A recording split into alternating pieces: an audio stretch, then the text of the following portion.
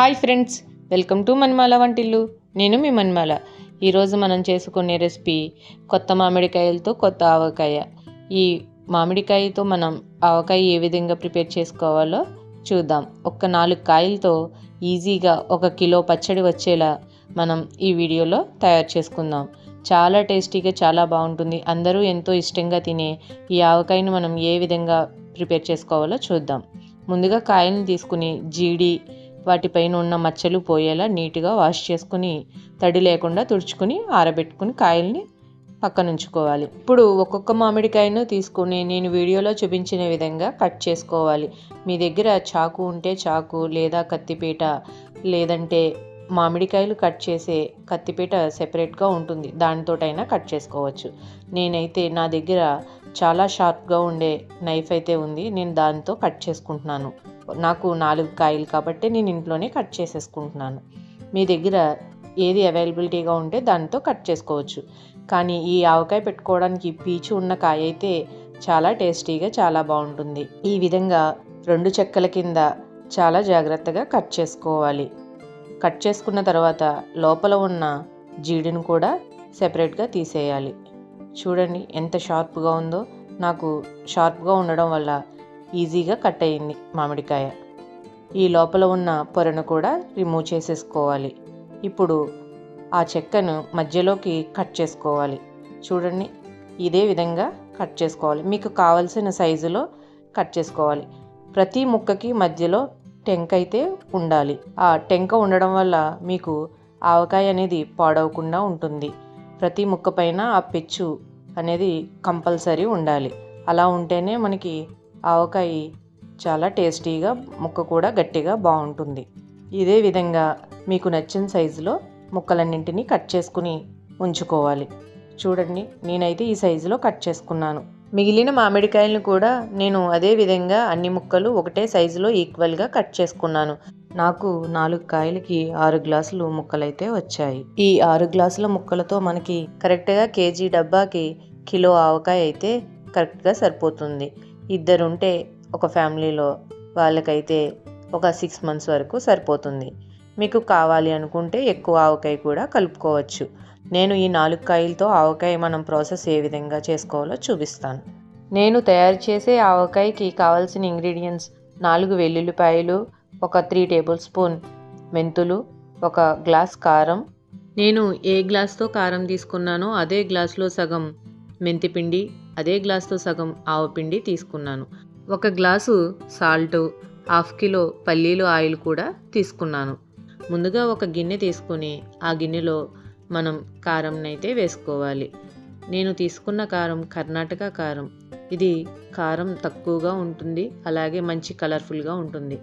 ఈ కారం నేను గ్లాసులో 2 వంతులు మొరుంగా ఉన్న కారం, అలాగే 1 వంతు మెత్తగా ఆడించుకున్న కారంని తీసుకుని మిక్స్ చేసుకున్నాను. అలాగే 1/2 గ్లాస్ ఆవపిండి, 1/2 గ్లాస్ మెంతిపిండి వేసుకోవాలి.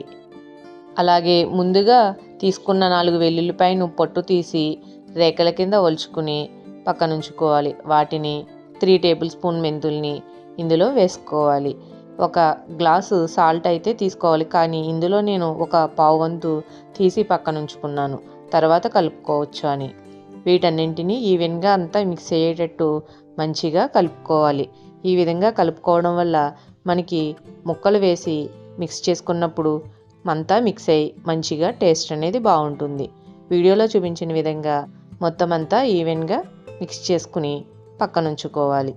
ముందుగా కట్ చేసి ఉంచుకున్న మామిడికాయ ముక్కలు తీసుకొని ఇందులో 1/2 కిలోలో 1/4 వంతు ముక్కల్లో వేసుకొని మొత్తం ఈవెన్గా అంతా కలిసేటట్టు ముక్కలకి ఆయిల్ పట్టించుకోవాలి.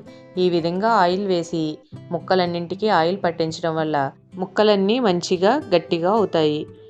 ఈ విధంగా మిక్స్ చేసుకోవడం వల్ల మనం మిక్స్ చేసి ఉంచుకున్న కారం కూడా ప్రతి ముక్కకు మంచిగా గ్రేవీ మిక్స్ అవుతుంది. చూడండి, ఈ విధంగా కొంచెం కొంచెంగా ముక్కలన్నీ తీసుకొని మనం మిక్స్ చేసి ఉంచుకున్న కారంలో వేసుకోవాలి. కొంచెం కొంచెంగా కలుపుకోవడం వల్ల ప్రతి ముక్కకు ఈ మెంతిపిండి, ఆవపిండి, కారం అన్నీ మిక్స్ చేసుకున్నాం కదా, అవన్నీ మంచిగా ముక్కలకన్నీ పడతాయి. వీడియోలో చూపించిన విధంగా మొత్తం అంతా ఈవెన్గా అంతా కలిసేటట్టు మంచిగా కలుపుకోవాలి. నేను తీసుకున్న 4 కాయలకి 6 గ్లాసులు ముక్కలైతే వచ్చాయి. ఈ 4 కాయల ముక్కలకి 1 గ్లాస్ కారం, 1 గ్లాసు ఆవపిండి, మెంతిపిండి కలిపినది, 1 గ్లాసు సాల్టు, 1/2 కిలో ఆయిల్ తీసుకున్నాను. మీకు గ్రేవీ ఎక్కువ కావాలి అనుకుంటే 1/2 గ్లాస్ కారం ఎక్స్ట్రా కలుపుకోవచ్చు. ఈ విధంగా క్వాంటిటీ అయితే తీసుకున్నాను.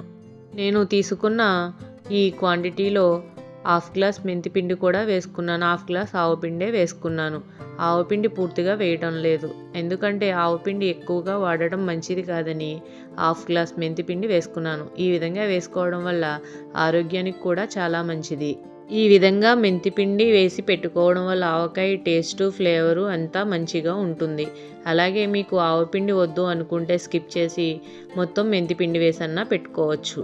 ఈ విధంగా మిక్స్ చేసుకున్న ముక్కలన్నింటిలోని కొంచెం కొంచెంగా ఆయిల్ వేసుకొని ఈవెన్గా అంతా కలిసేటట్టు వీడియోలో చూపించిన విధంగా మిక్స్ చేసుకోవాలి. ఇంకా కొంచెం ఆయిల్ ఉంచుకుని చివరన లాస్ట్లో అంతా మిక్స్ చేసుకున్న తర్వాత వీడియోలో చూపించిన విధంగా వేసుకోవాలి. ఇలా వేసుకుని కలుపుకోవడం వల్ల ప్రతి ముక్కకు గ్రేవీ అంతా మంచిగా మిక్స్ అవుతుంది. చూడండి, నేను ఏ విధంగా మిక్స్ చేసుకుంటున్నానో మీరు కూడా అదే విధంగా మిగిలిన ఆయిల్ అంతా కూడా వీడియోలో చూపించిన విధంగా పైనుంచి ఇలా వేసుకుని మొత్తం అంతా వీడియోలో చూపించిన విధంగా గట్టిగా ప్రెస్ చేసుకుని ఉంచుకోవాలి. చూడండి, ఆవకాయ మిక్స్ చేసి కలపడం అయితే పూర్తయింది. ఇప్పుడు ఈ కలుపుకున్న ఆవకాయ మీద ఒక ప్లేటు మూత వేసి ఒక 2 డేస్ వరకు కదపకుండా అలా పక్కన ఉంచుకోవాలి. చూడండి, 2 డేస్ తర్వాత మూత తీసి చూస్తే ఆయిల్ అంతా మంచిగా ఎలా పైకి వచ్చిందో. ఇప్పుడు దీన్ని ఒకసారి మిక్స్ చేసుకుని ఈవెన్గా అంతా కలిసేటట్టు ఇందులో ఏమన్నా ఉప్పు, కారం అన్నీ సరిపోయాయో లేదో చూసుకోవాలి. నేనైతే 1/4 వంతు సాల్ట్ తగ్గించాను కదా, అది నేను ఇప్పుడు కలుపుకున్నప్పుడు మిక్స్ చేసేసుకుని కలుపుకున్నాను. ఈ విధంగా కలుపుకొని ఒకరోజు మరలా మూత పెట్టేసుకుని సెపరేట్గా ఉంచుకోవాలి. చూడండి, కారం మురుముగా ఉన్నది వేయడం వల్ల గ్రేవీ అనేది మనకి ఎంత మంచిగా ఉందో. ఆవకాయకి ఎప్పుడు ఆవపిండి, కారం మురుముగా ఉండాలి. బాగా మెత్తగా ఉంటే ఆవకాయ గ్రేవీ అనేది సాఫ్ట్గా ఉండి బాగోదు. మురుముగా ఉండడం వల్ల మనకి గ్రేవీ కన్సిస్టెన్సీ అనేది మంచిగా ఉంటుంది. సాల్ట్ కూడా వేసుకొని మిక్స్ చేసుకున్న తర్వాత 3వ రోజుకి ఆవకాయ అనేది ఈ విధంగా తయారైంది. ఇప్పుడు మనం దీన్ని ఒక ఎయిర్ టైట్ గాజు సీసాలో కానీ, మీ దగ్గర జాడీ ఉంటే జాడీలో కానీ ఈ ఆవకాయని స్టోర్ చేసుకోవాలి. నేను ఈ గాజు సీసానైతే తీసుకున్నాను. ఇది కరెక్ట్గా ఆవకాయ కేజీ పడుతుంది. నేను చెప్పాను కదా కొలత. ఇప్పుడు మనం ఈ సీసాలో ఎంత పడుతుందనేది చూద్దాం. ఇప్పుడు ఈ సీసాలో ఇందులో ఆవకాయలో వచ్చిన ఆయిల్ని ఒక 2 గరిటెలు ఫస్ట్ ఆయిల్ అయితే వేసుకోవాలి, వీడియోలో చూపించిన విధంగా. ఈ విధంగా వేసుకోవడం వల్ల అడుగున ఆయిల్ అనేది ఆవకాయలో ఉండి ఆవకాయ పాడవకుండా ఉంటుంది. కొంచెం కొంచెంగా ఆయిలు ఆవకాయ అంతా మిక్స్ అయ్యేటట్టు ఈవెన్గా అంతా కలిసేటట్టు మిక్స్ చేసుకుని కొంచెం కొంచెంగా సీసాలో వేసుకోవాలి. మీరు ఈ ఆవకాయని స్టోర్ చేసుకునేటప్పుడు గాలి తగలకుండా ఎక్కడైనా జాగ్రత్తగా స్టోర్ చేసుకోవాలి. తడి చేయి తగిలినా, గాలి తగిలినా ఆవకాయ అనేది పాడైపోయే అవకాశం ఉంటుంది. మీరు ఎటువంటి తడి లేకుండా జాగ్రత్తగా చూసుకుంటే ఆవకాయ 1 ఇయర్ పాటు మంచిగా కలర్ మారకుండా బాగుంటుంది. మీకు అంతగా కావాలి అనుకుంటే ఫ్రిడ్జ్లో స్టోర్ చేసుకుంటే ఆవకాయ కలర్ అనేది మీకు ఆవకాయ అయిపోయేంత వరకు మంచి కలర్ఫుల్గా ఉంటుంది. చూడండి, నేను పెట్టుకున్న ఆవకాయ మొత్తం ఈ విధంగా సీసాలో అయితే వేసుకున్నాను. ఇంకా నాకు గిన్నెలో అయితే కొంచెమే మిగిలింది. ఇది ఎక్స్ట్రా అయితే ఉంది. కరెక్ట్గా నేను చెప్పిన 4 కాయలకి కేజీ అయితే ఆవకాయ తయారవుతుందన్నాను కదా. చూడండి, కరెక్ట్గా నాకు కేజీ ఆవకాయ అయితే రెడీ అయింది.